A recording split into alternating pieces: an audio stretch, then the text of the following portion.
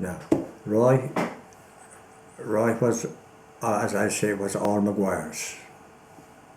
One time there was a lot of families of McGuire's in it, and they brought a distinction in between the McGuire's, and they called my dad Darky. Oh, that's right, Darky. Yeah, the distinction between the McGuire's. The McGuire's originated from Fermanagh. They came into my great-grandfather came into a place called Napa, outside Westport, and they gave him a little hold on the land there. So then they transferred him out to Roy, where they remained in Roy. And he had he had 4 or 5 in family. Mary,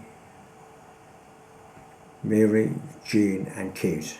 Kate died in the old home house. Not in this house now. The old. In the other house. How old was she? She was only young. Oh, like a baby. She was only young. She was only a young girl. She was a beautiful looking girl. And the woman used to tell me over the road, she was a ginger haired girl, she said. What she got, there was no cure that time for it, you know. And so we had to walk to school 4 miles, and we walked in the summer in our bare feet. Walked to church 5 miles. Walked to Westport 7 miles. Amazing. And the church was still the one that you go to now? Yeah, same church, but it was reconstructed better. And there was a lot of hardship in Ireland, there was a lot of trouble, people got into some hard times.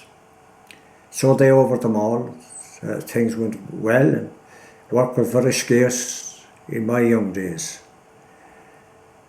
I worked on the boats at Westport, and I worked in a factory called a seaweed factory.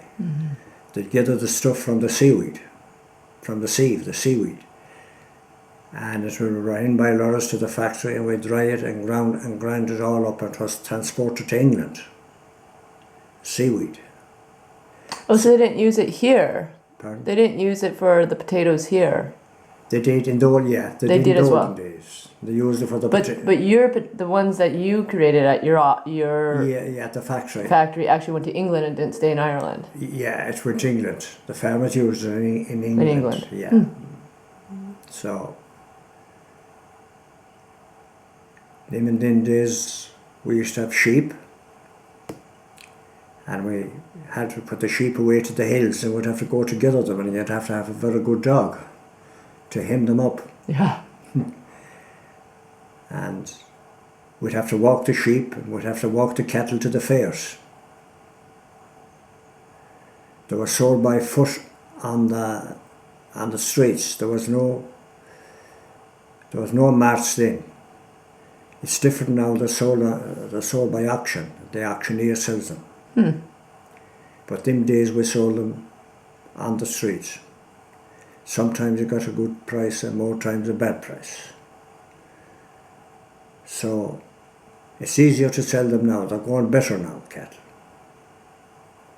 And we hope they'll remain that way. Right. They're going better now than when I was running the estate. Oh, I'm sure. Oh yeah, they want to get a Siobhan, because the Siobhan, their price, they pay for stuff for them, feeding stuff is awful dear. That's all gone up, you know. Because when cattle goes dear, they put up the stuff. That's right. And we kept geese and hens, and we kept ducks. We have a few ducks now. Yeah, you still have little ducks. Yeah, I will show you the ducks. Yeah, and I haven't seen your ducks because I saw John Pat's ducks with the hen. And Crow Patrick. We walked to Crow Patrick, and it was all at night then. Did you have flashlights on your head, or no flashlights at all? No, some used to have torches. Really? A torch in their hand. It used to be awful dark. Yes, I'm sure it was. And we climbed that mountain hundreds of times. And it was stopped then because there was too many people. The pubs used to be opened in Westport because it was day and night, you know, to make a bit of money. And the Archbishop stopped it. There'd be no night vigils. Oh. It'd be all by day. So that was that thing. That was. We went How long ago was that? Oh, that's not that. That'd be only about 10 years ago, I'd say. Oh, okay. About that. New bishop that came in. He came round through Westport, of course, at night when he goes to reek himself and he'd seen the conduct that was what was going on and what was happening, and he didn't like it. Yeah.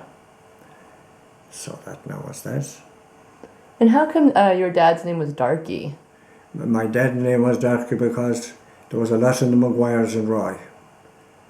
And that was a distinction between the McGuires and Darky, and he had a dark curly hair.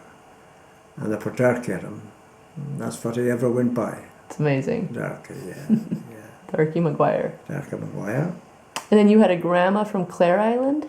Yeah, my grandmother came from Clare Island. She was O'Malley, Bridget O'Malley. Oh. Yeah. And the first James Pat McGuire, the first McGuire man that ever came into Roy, he was married to a McGuire woman named Bridie McGuire. No. But we couldn't find out what McGuire she was. No, we couldn't. John done his best now.